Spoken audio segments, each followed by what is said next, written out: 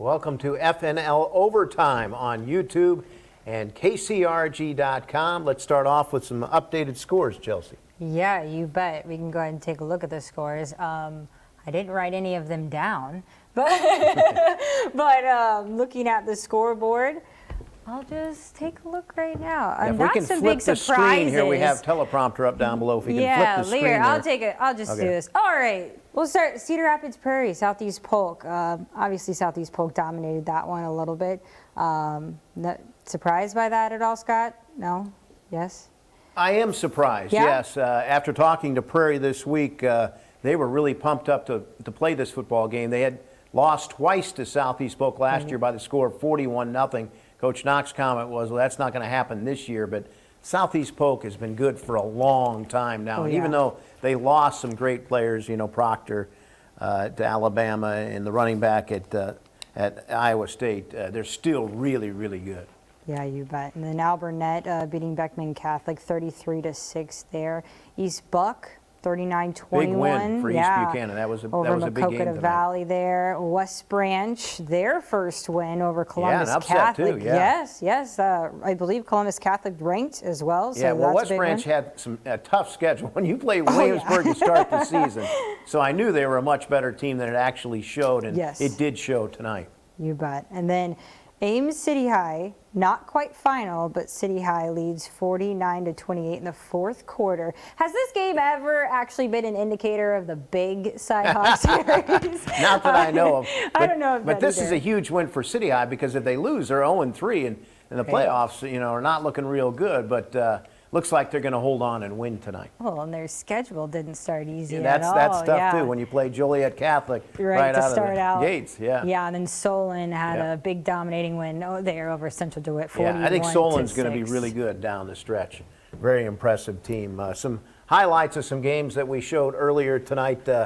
Kennedy shut out Linn-Mar 34-0. But as we take a look at some highlights of that game, you got to realize Linn-Mar did not have their starting quarterback. That's big Nick Brooks signing today, or not signing, but verbally agreeing to play for Iowa today. We'll talk more about that in just a bit. And there he is. Look how huge he is in that 73 jersey.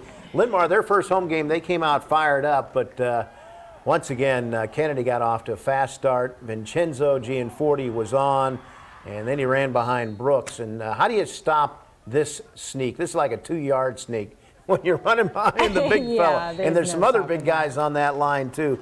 And as I mentioned, Linn-Mar, without their starting quarterback, their star quarterback, really good, and their star tight end and Roskop out with injuries, they really struggled offensively. And Kennedy just took advantage. You know, Cyrus Courtney, a great wide receiver, and Gianforti, really talented. He reminds me of Brock Purdy.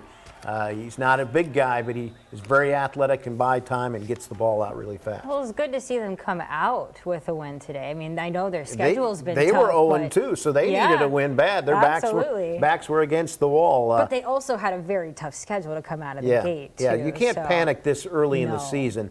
They didn't. And earlier today, Nick Brooks, we saw him there, 6'8", 385 pounds, picked Iowa. And I talked to him about it, and he told me because this is his home state. He grew up here before he moved to Georgia and developed some great relationships with a bunch of friends here in town, a bunch of administrators, teachers. They all had his back, and he wanted to come home. And when he got the chance to come home, he was able to do that, and now he wants to stay here. And I think this is a really good. That's Wendy Fries, one of the ladies that's in the Kennedy School District that has really helped him out. And just really cool. That was his family. And another reason he said he picked Iowa, is that guy right there, Tristan Wirfs. And he says he watches film of Tristan and patterns his game after him. Interesting. Good role model, not only on the field but off the field. So it's good. Yeah, it's awesome. And they're a lot alike. They're both big dudes. And, you know, Brooks is actually a little bit bigger than Tristan. Yes, I would say so. As big as he is, but.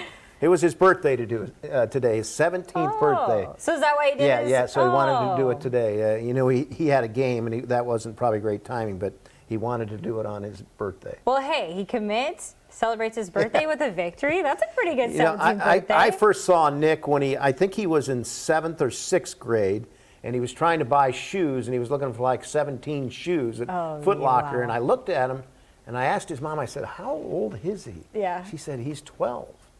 He was like, How tall by then? he was like 6'4", 325, I think then. Wow. So he hasn't grown as much as you think lately. He was that big then. So early growth spurt. Yeah, and then I saw his, I think his 8-year-old brother was there today.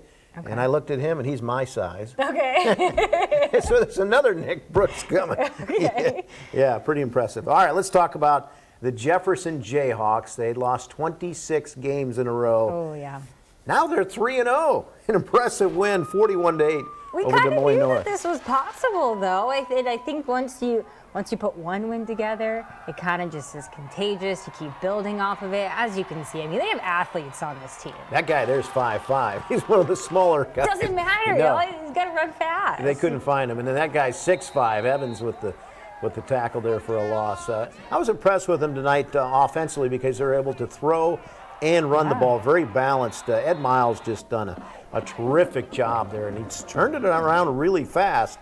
And good things. I mean, they have a chance to make the playoffs, and that is their goal this year. And I think they can start off 5-0 with their schedule, and then there's going to be a couple of tough games in there, but there's some games that they can still win and get into the playoffs, and wouldn't that be something else? Oh yeah, 3-0 to start the season. That's incredible, especially because you just mentioned the losing streak that they had, but that coaching staff. And the numbers really, are up. They have like right? 68 out for football this year, which is really huge.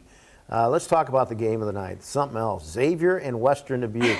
This one went back and forth. We were editing and working, but we were glued to the TV watching this. Xavier lost last week by 1 point to Williamsburg, missing on a 2-point conversion. They made a huge stop in this game as Western Dubuque was trying to tie it up on a 2-point conversion. Just a tremendous defensive play.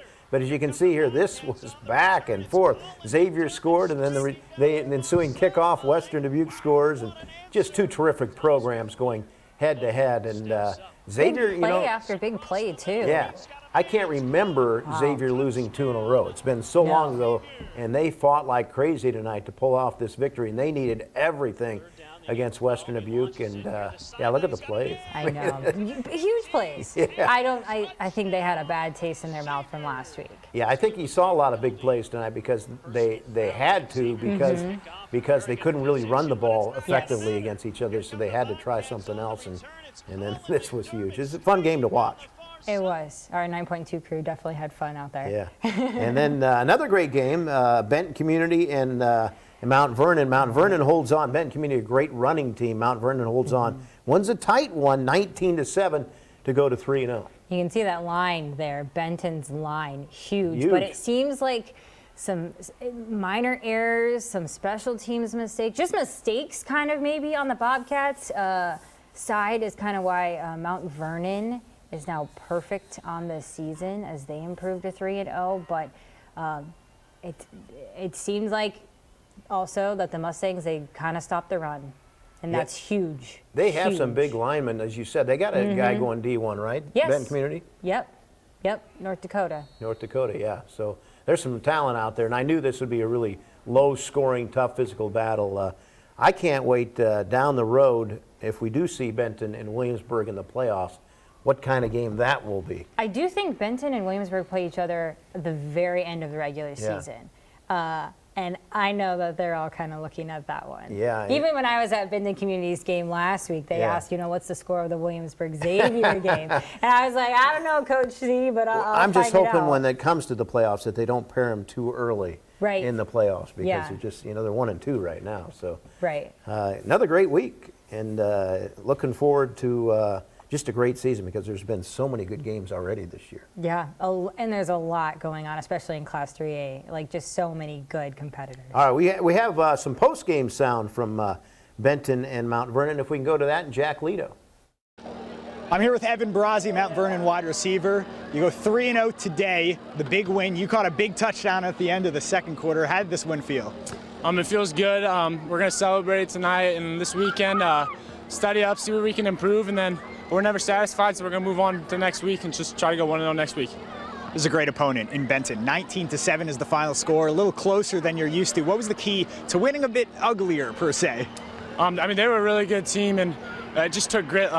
We knew it was going to be a dogfight coming in, and so we just had to play for all 4 quarters, and that's what it took. 4th down, time running out on the first half clock. You catch a long touchdown pass from Romberg on a great ball. What'd you see there? I mean, he put it right on the money. He's a great quarterback, great leader, and yeah, he put the ball in the only spot it could be, and so he makes me look good, and the coaches just planned that out, and so they all make me look good. How about this? Cale Riniker, the nose guard, and then Nova Lane on special teams. Those guys making huge plays. What does it say about your team that those guys who maybe don't get their names on television or in the paper as much can still make big plays? Oh, they're studs, and they're dogs, and you see it in practice, and if you're around them, you know it. And it's just good to see them get some credit because, you might not see it on the line, but they're doing their job every play, and they're dogs, so it's just good for them. What are you thinking about as you head into next week? I mean, we're just going to be 1-0. That's what I think about every week. We got to come out. We got to plan. We got to focus up. But really, we just got to fight. We just got to, control what we can control, and we'll get it done. Evan Brazzi at Mount Vernon winning it 19-7 over Benton. Back to you. Thanks, Jack. What a game, and we're hoping to see a good game tomorrow, Iowa State. We're going to both cover that tomorrow in Ames. Oh, it's going to be interesting. You got a prediction on that? Low scoring, a 1 to 3 point game on whoever wins. Yeah, you always want to bet the under when those two are playing. Yeah, I think it's going to be a close one. We'll see you here next Wednesday, same time for FNL Overtime. And during our newscast now, we start at about 10:15 with Friday Night Lights End Zone. See you next week, everybody.